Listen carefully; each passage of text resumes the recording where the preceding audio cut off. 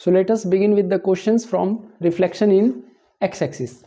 चलिए, यहाँ दो क्वेश्चन है, ऊपर वाला एक डिस्क्रिप्टिव क्वेश्चन है और नीचे एमसीक्यू है। तो पहले इसको करते हैं। The coordinates of the point of P, point P -35 on reflecting in the x axis.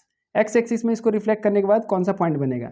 तो भाई तुम्हारे दिमाग में फॉर्मूला होगा पी एक्स वाई का। अगर हम लोग एक्स एक्सिस में रिफ्लेक्शन करते हैं तो क्या होता है, X coordinate as it is लिख दो और वाई का साइन चेंज कर दो। यहाँ प्लस वाई है तो क्या हो जाएगा -5। सेम वही कॉन्सेप्ट लगाओ।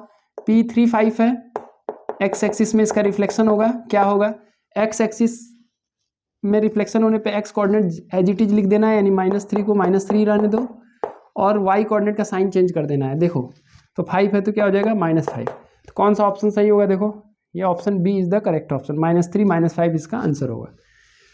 ऊपर वाला क्वेश्चन देखिए, 4 नंबर का क्वेश्चन है। ये सब पॉइंट्स दिया हुआ है जिनको प्लॉट करना है, उसके बाद रिफ्लेक्ट करना है किसमें, एक्स एक्सिस में, फिर ज्वाइन करना है इसी सीक्वेंस में, जो सीक्वेंस यहाँ लिखा गया है उसी सीक्वेंस में ज्वाइन करना है और क्लोज फिगर जो बनेगा उसका नाम लिखना है। ये बहुत इंपॉर्टेंट स्टेप है। क्वेश्चन 3 स्टेप का है और साथ साथ आप ग्राफ बनाओगे तो एक ग्राफ के लिए भी 1 नंबर मिलेगा और बाकी 3 नंबर जो कहा गया है वो करने के लिए। तो चलो सबसे पहले हम लोग को प्लॉट करना है, तो मैं एक ग्राफ बना देता हूँ। यहाँ पे तुम लोग को भी ग्राफ पेज मिलेगा जिसपे तुम प्लॉट करोगे।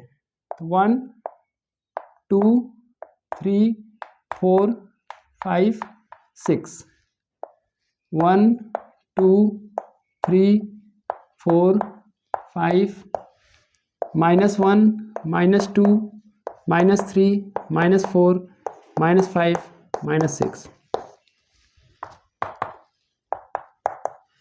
और ये -1 -2 -3 -4 -5। डिस्क्रिप्टिव एग्जाम में ना रिप्रेजेंटेशन जितना अच्छा होगा उतना ही हाई स्कोर तुम करोगे एग्जाम में, इसलिए लापरवाही से मत करना, बहुत अच्छे से करना। दोबारा एग्जाम तुम नहीं दोगे 10th क्लास का, तो बेस्ट दो, अपना बेस्ट। प्लॉट को पॉइंट किया जाए, पॉइंट्स को प्लॉट किया जाए। -4 0 पहला है, 1 2 3 4। मैं दूसरे कलर का यूज कर लेता हूँ। देखो -4 0, देखो मैं कैसे पॉइंट को प्लॉट करता हूँ। देखो डॉट लगाए, फिर एक सर्किल लगा दिया ऐसे, इसी सर्किल को हम जोड़ेंगे, डॉट को नहीं टच करेंगे, ठीक है। ये डॉट जो लगा है -4 0 ये हो गया। दूसरा पॉइंट क्या है, -3 2 -3 1 2, ये पॉइंट हो गया -3 2। कौन सा पॉइंट है ये? पॉइंट बी है। ये कौन सा पॉइंट था? ए, -4 0। फिर क्या है, C 0 4 0 4, ये पॉइंट सी है 0 4। फिर क्या है, D 4 1 1 2 3 4 4 1, ये पॉइंट डी है, D 4 1। और E क्या है, 7 3 है। तो 7 तो बनाना पड़ेगा, 6 तक ही मैंने बनाया है। 7 और 3 यानी यहाँ पर होगा E 7 3। सबको हम लोग को एक्स एक्सिस में रिफ्लेक्ट कराना है, ठीक है। तो एक्स एक्सिस में तो इसी से ऐसे ऐसे रिफ्लेक्ट कराओगे। देखो इसका रिफ्लेक्शन कुछ नहीं होगा, इसका रिफ्लेक्शन क्या होगा, ये कितने यूनिट ऊपर है, 2 यूनिट, तो 2 यूनिट नीचे ले आओ, यानी ये पॉइंट हो जाएगा बी डैश। कितना होगा, -3 -2, ठीक है। ये पॉइंट है 0 4, तो इतने ही नीचे आ जाएगा, 0 -4 हो जाएगा। ये हो गया आपका सी डैश, 0 -4। ये पॉइंट है 4 1, तो जितना ये डिस्टेंस होगा उतना ही नीचे आ जाएगा, यानी 4 -1 हो जाएगा। ये डी डैश हो जाएगा आपका 4 -1। और ये देखो 7 3 है, तो 3 यूनिट ऊपर है एक्स एक्सिस से, तो 3 यूनिट नीचे ले आओ, 7 -3।